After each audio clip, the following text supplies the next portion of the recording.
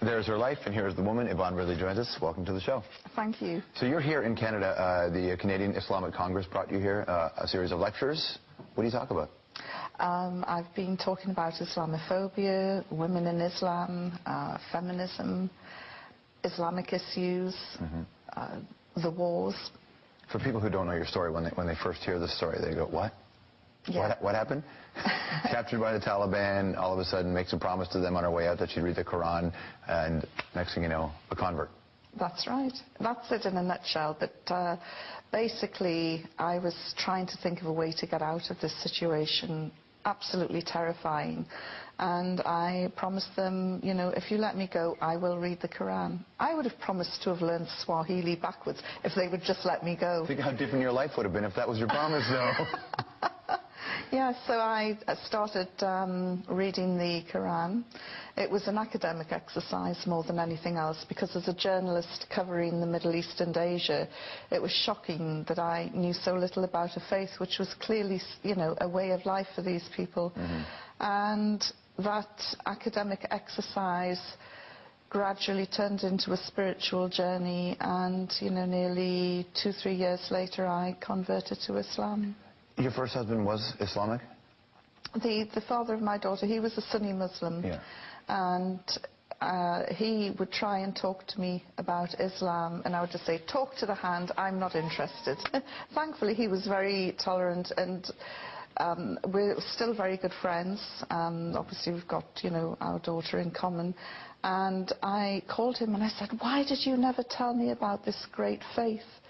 And he said, you would never listen. And he is now quite amused and bemused that I've embraced Islam. Was it you read it and there was an awakening? Were you looking for this or something like this in your life before? Because you've heard of people who look at your situation and say, you just had Stockholm Syndrome, and this is just an after. George, I was so happy with my life. I worked hard, I drank hard, I played, I went clubbing. Sounds perfect. What's the need here? The last thing that I was looking for was a religion which would turn my life upside down. I was really happy as a party girl.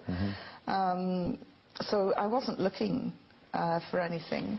And but things started to resonate, and I started to look into it more, especially with regards to the rights of women, and was completely floored by what I was reading.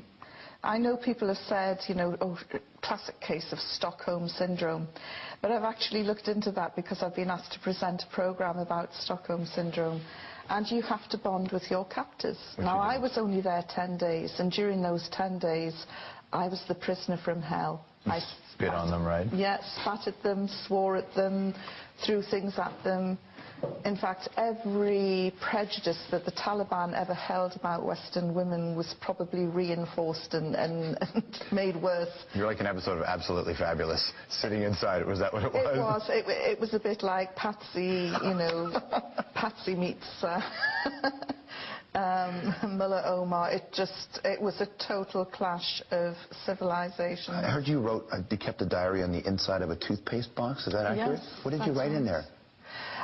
Just little bullet points, because I really thought I was going to die, and I don't know I just wanted to leave something behind in case somebody would ever come across it. Yeah, I'm not a psychologist, I don't know, but I'm just, that's thinking you're going to die to that point, that's the kind of traumatic experience that could really kickstart a change in one's life. When you left that situation, did you sit there and say, I thought I was going to die, my life isn't good enough, I'm not doing what I should be doing, and that helped precipitate? No, I just thought I'm going to party more when I get out, you know, and well, enjoy you failed life. at that, Yvonne. I must admit, yes, you did. Some of my friends are very sad that I'm no longer there drinking the champagne glasses. Well, look on the bright side, you picked an amazing time in the world to be a Muslim. Yes. Like, this is the moment when this conversation, it's been centuries since the conversation has been this heated between the East and the West. Absolutely, and you know, this is something that I often say, my timing could have been a bit better. Big conversation in England had to do with the dress of Muslim women. In France, all over Europe, it's even a debate here. I couldn't believe, you know, I thought that the niqab issue was done away with. You know, when will white middle-class men learn to stay out of women's wardrobes? How do you mean? Well, the debate here is over polling and voting, right? No, it isn't that, George. Think about this. The issue focuses on an area where there are 67,000 voters, where 5,000 of those voters are Muslims, where 12 of those Muslims wear the niqab or the face veil. Right. All of those women are prepared to go into a booth and lift their veil up to a female official to verify who they are. And, you know, what is the problem? Why is this becoming an issue? And I get my hackles raised as a feminist, and I have been a member of the feminist movement since the 70s. As a feminist, I get really annoyed when I see that women's votes are being threatened. I know when you said that you're a feminist, I know that there are people, and they're going to be emailing us right now, saying how can you be a feminist and a Muslim woman, just like how can you be a feminist and a fundamentalist Christian? It's the same point. I find it liberating sitting here having a discussion with you, not being judged on the length of my skirt or the size of my breasts. Right. And to me, I've got that liberation through Islam. I'm not saying that, you know, the Muslim world is perfect by any means, you know, there are.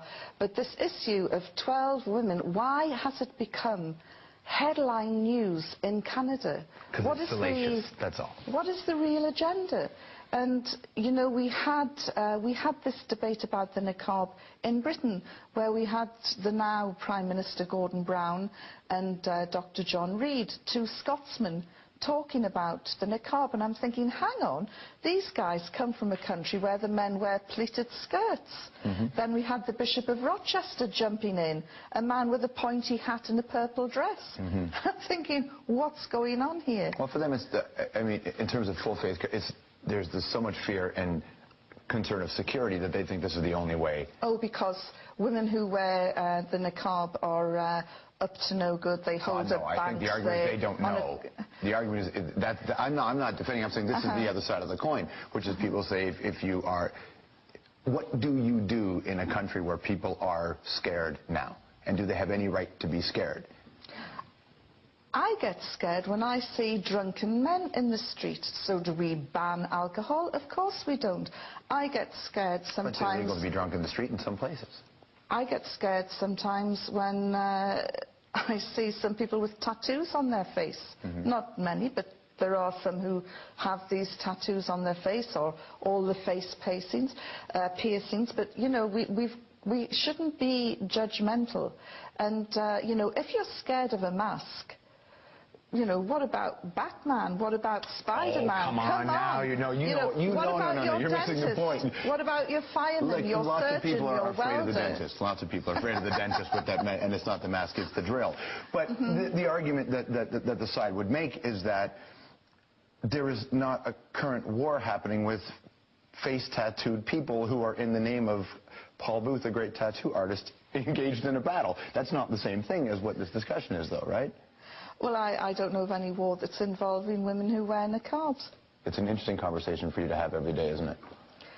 As I say, I was really sad that to see headlines that I thought were consigned to the bin last year being resurrected in Canada. And, you know, Canada is a country with a tremendous reputation for tolerance, for cultural integration, and it was just really sad to see that here. Are they terrorists to you, the Taliban? You know, I hate the word terrorism. As a journalist, I would love just to pick up the word terror. It's meaningless. Well, it assigns an emotional value which takes the journalism out of it. Nelson Mandela was called a terrorist. Right. He is now the most revered statesman alive today.